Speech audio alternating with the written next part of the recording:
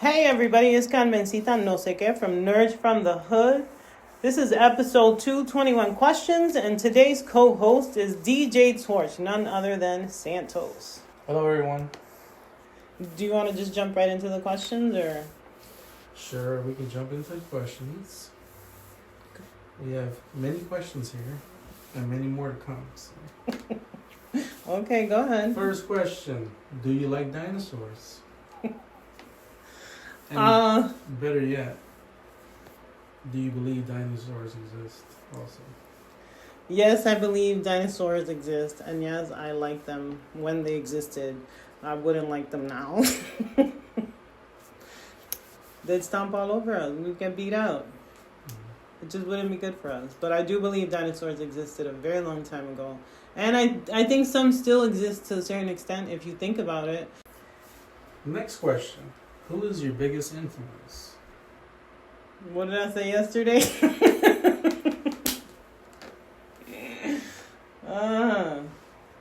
I don't know. I don't know why I feel selfish for saying probably myself. Why is that? Because that's all I had. But then that's not true, because there was a lot of people unexpectedly that, like teachers and... What's one teacher that influenced you? Oh my God. And why? The teacher that always pops up every time I talk about teachers is a teacher named Ms. Gonzalez Tabes. And she was our English teacher. And I thought she was a superhero. I really, everybody thought she was mean and strict, and I found her impressive. I thought she was smart, and she was intentional, and I really, if I could be a superhero, it would be her. Very good. Now, another question. What do you like most about fixing houses? Everything. Probably everything, for real though. The before and the after. Seeing how far a property comes along. What it looks like in the beginning. How scary it looks. How everybody else is scared for you. How you're kind of scared for you. And then what it looks like at the end. I think that the evolution process is probably my favorite part. Now, when you're fixing houses, how do you plan to accomplish things and dealing with your physical issues? How do I plan for those days that when I can't? I think the biggest part is accepting that I can't and allowing myself to process through those feelings, because I get frustrated that I can't. So I think allowing myself space to confront the fact that I can't and be okay sitting in that space. And two, the people around me matter, because if they don't stay positive, then it's hard for me to stay positive. And that's when I need to be the most positive, when I'm sitting still and I can't do anything. That's when I think you get most in your head. For anyone, but especially for people that have health issues, chronic health issues. That sitting in your headspace can be a bad thing. So knowing what things you can fill that space up with and what things you shouldn't also is important. Okay. And how can you be more focused on planning? I don't know. I feel like I used to have a hold on that, and now I need to take a crash course. I'm so serious. I really think I used to be such a detail-oriented person, and now I just, at my whim, whatever floats my boat in the. I'm so serious, and I think that drives you insane as my partner. Like working together, I think that drives you nuts. So. Do you rely on your partners? Do I rely on my partners? Yeah, I rely on you heavily for work, and I think too for my health issues. Now, what is your biggest regret? Out of all of them? No, I'm kidding. My biggest regret? That's another hard question because I don't know that I have regrets. Maybe I wish things would have worked out differently or been different, but regret, it's tough because then I would have to regret where I am right now. And I think I personally think I've come a long way. So I don't know if I have any regrets right now at this moment. Okay. Do you like bears? As long as they're in the forest and not in my backyard. Do you like sharks? As long as they're in the ocean and not in my little pond. Okay. Why do you carry so much masculine energy? Why do I carry so much masculine energy? Can I ask you a valid question? Sure. Do I carry that much masculine energy? You do. I do. When you're faced with situations, yes. So I don't carry it all the time. I have an on and off switch. It easily comes on. Oh, wow. Yeah. Okay. Trigonomics. Yeah. So, why do you think you carry so much masculine energy? I think because early on I lacked masculine energy in my life because my biological father left me for whatever reason. And then the stepfather that raised me was a tough guy. And then also I was raised with 3 boys. So masculine energy was always around me. And that's often how they resolved issues. You know, with being the tough guy. Which usually is, right? Tough guys usually left for the masculine, I guess. Yeah. And 2, I had to raise a son by myself. And, you know, I think there's a lot of different factors to it, too. And then my nephews, too. I helped my sister raise them. So, to a certain extent, we kind of, me, my sisters, and some of my close friends had to kind of balance that masculine energy for each other because, you know, BDs are gone, your actual fathers are gone, and it's just a whole bunch of women raising men, pretty much. So I think also to a certain extent, culture forced me and a lot of women to have to be masculine and stand in that masculine energy. I don't think it was necessarily always a choice. And I think now it's default, and I'm trying to walk out of that and be softer. Because I think I deserve that soft phase. It's not like I never wanted it, right? It's not like I never wanted to be feminine. I just never found, or not even feminine, just soft. I think I just never really found the perfect space and culmination for that to happen. Yeah. It's understandable. Now, how do you forgive someone that's caused you so much pain? I think, first of all, forgiveness is a constant. Forgiveness is not a one and done. You don't just forgive someone and then everything goes back to normal, right? And I think, too, understanding the way that God works and how He loves every single one of us, I think brings me back to the table that whether I like it or not, grace is for everybody. Yeah. When is enough in any situation? Holy wow, when is enough? I think that depends on the situation and the circumstances. I don't think there's a one answer all for that question. It depends what the situation is, and it depends how much control you have over the situation, because you can be over it, but if you don't have any control over it. Now, this question, this might have been, for a while, a long time ago, for you, but how do you get over postpartum even after a period of time do you really get over postpartum? First of all, not even that long ago, yo. Like, do you want me to put you in a chokehold? I'm just kidding. 14 years? 15 years? Bro! Can you slow your roll? Because Roberto told me, okay? He said I look good for my age, so you better stop playing. Shout out to Roberto. Wait, what was the question? You threw me off because all I hear is that you was calling me old. But anyways, postpartum. How do you deal with postpartum? Does that ever go away? There's so many different parts of postpartum that it's hard to say.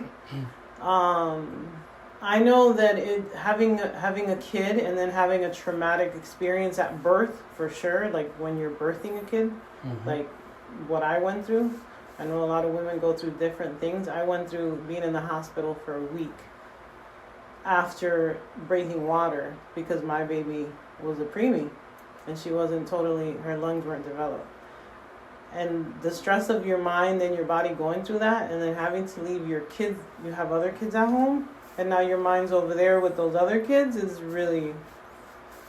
it's very traumatic for your body and for your own personal self. And I don't think any of us get help or look for help, and I think that's probably part of the issue. Because nobody talks about it. Everybody expects women to just get over it. So do I think postpartum goes away? I think eventually when you start acknowledging and dealing with the trauma that your body goes through after having kids, I think there is some healing. But it all depends on everybody's personal situation. Well, speaking of kids, why are these kids so ungrateful these days? Why are kids so ungrateful these days?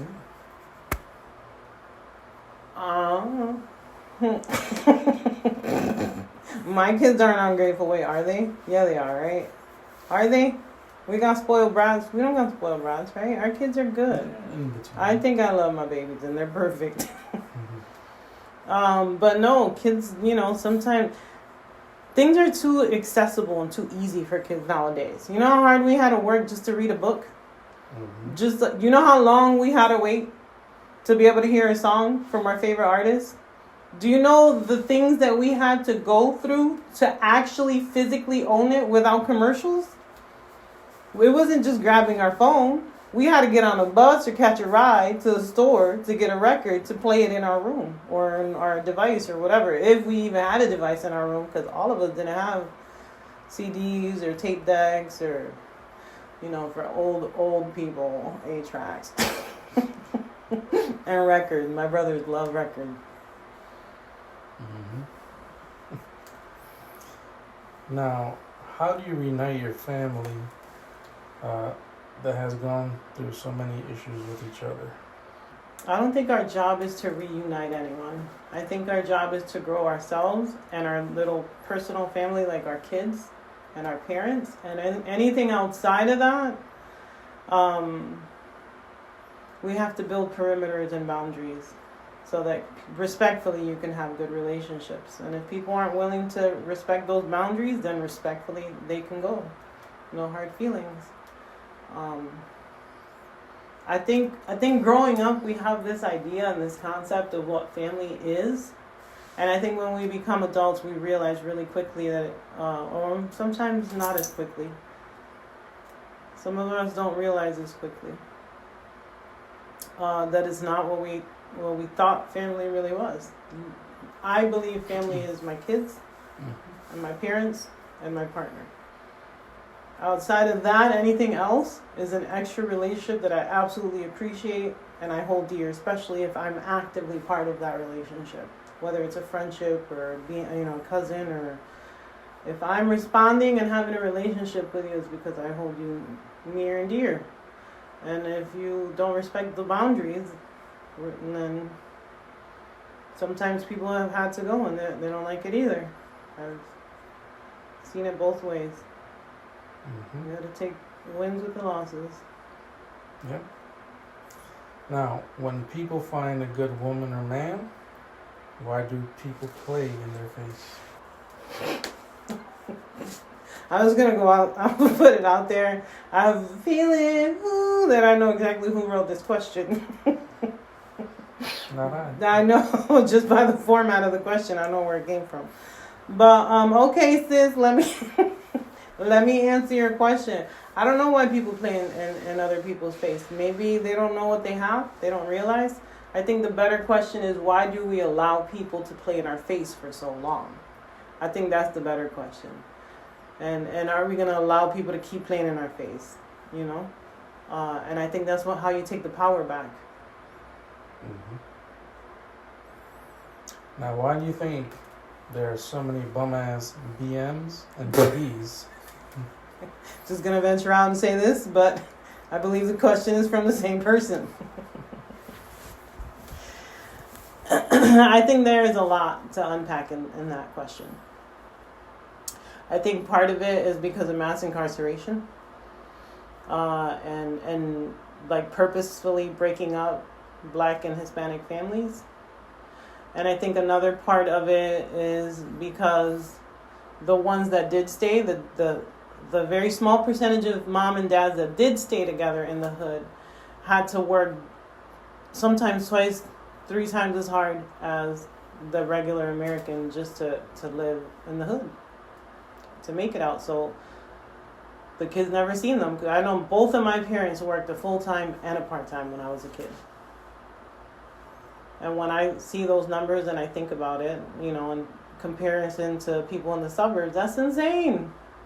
That is insane that they had to go the extra mile just to give us the basics. And so kids were raising themselves, and then the next generation, unfortunately, got the bad end of the stick. But I think we should be more focused on solutions, on ways to make it better, instead of focusing on why it's so bad. Focus on how do we get it better. Yes, the why is important, but I think more important is the how do we make it better. How do we make up for this? We can't ever make up 100%, but we can definitely roll up our sleeves and do the best that we can. And I think community is important. And I think that's another thing. Hispanics and Blacks for a long time have been like, community, my chojo me tío, they just being nosy. Community is important. Community got me in, like, it kept me out of trouble. Because community told my parents when I was acting out. It's true. And so a lot of times you were scared to get caught by an adult doing something stupid because you knew they were going to tell your parents. And nowadays, people can't tell nobody's kids nothing. Mm-hmm. Now, on a more serious level, even though you were going through emotions of losing your sister, did you feel like you had things you wanted to hear from her about what you went through with her husband? I don't think she needed to hear anything that I went through with her husband. I think I had a lot of emotions and issues, but I think it was because I was upset that I had to sit in, and I'm still sitting in the reality that she's not here, right? But he still is. And this is the part of life that gets hard, where that forgiveness is again, I need to be revisiting and thinking about to get me through it. But I don't think I really had anything more to tell her about the situation. I think I looked forward to a day where I could actually hang out with her. I never in a million years thought, though, that this is where we would be. Mm-hmm. Now, how did you deal with having to face him and be civil?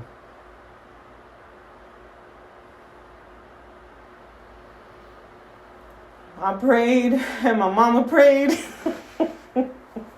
And that is a true story. I prayed, and my mother prayed, and I absolutely believe that God put everybody that he needed to put in my path to tell me exactly what I needed to hear to get me back on track, or to keep me on track because I wasn't always 100% on track. Sometimes my mom had to pull me through my, little ears, because I'm human and I have feelings, and I would revert to the anger and the frustration, and she would have to like bring me back to life in that regard. But also, not just her, there were other people, and they know who they are. I don't have to name everybody, but there are other people who, just gave me these little pushes, and I believe with my whole heart that it was definitely God. And also, in my mind, my only purpose was to make sure my mother and my nieces and nephews were good. And so when you know what the mission is, everything else is secondary, right? For the most part, you're able to push it all because it doesn't matter right now. If it has nothing to do with my mother and my nieces and nephews and them needing something and being okay, like, I was throwaway, And again, it didn't always work out. Sometimes my mom had to be like, hey, come back. And, Did you feel like you were going to crash out in that time period? Toward the end, I was scared that I was about to have a seizure out there, and I think the last thing I wanted to do is be another burden to the situation, because it was already a chaotic situation, but also I didn't want to have it in front of everyone either. So I expected that I was probably going to crash out when I got home, but I started feeling it towards the end of maybe the last 2-3 days. I felt really extremely exhausted. And so.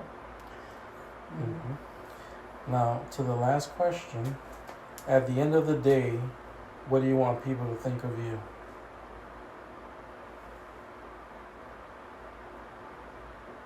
Damn, that girl don't give up. How the heck is what they already think of me? It's not loca. How she's still going and going like the Energizer Bunny. I am who I am. And whoever is going to love me, loves me. And whoever is not going to love me, doesn't love me. And I always mean well. So, there you have it. Very good. And that was 21 questions. That's correct. Thank you so much, Santos, for joining us on this episode. Check me out at Torch Talk Sports. All right. Thank you guys so much for listening and tuning in. As always, find us on social media. All our social media handles will be in the bottom of this video. Thanks again, and we'll see you guys on the next episode of Nerd from the Hood, hosted by Carmencita No Sé Qué, and whoever she brings on that day. Deuces.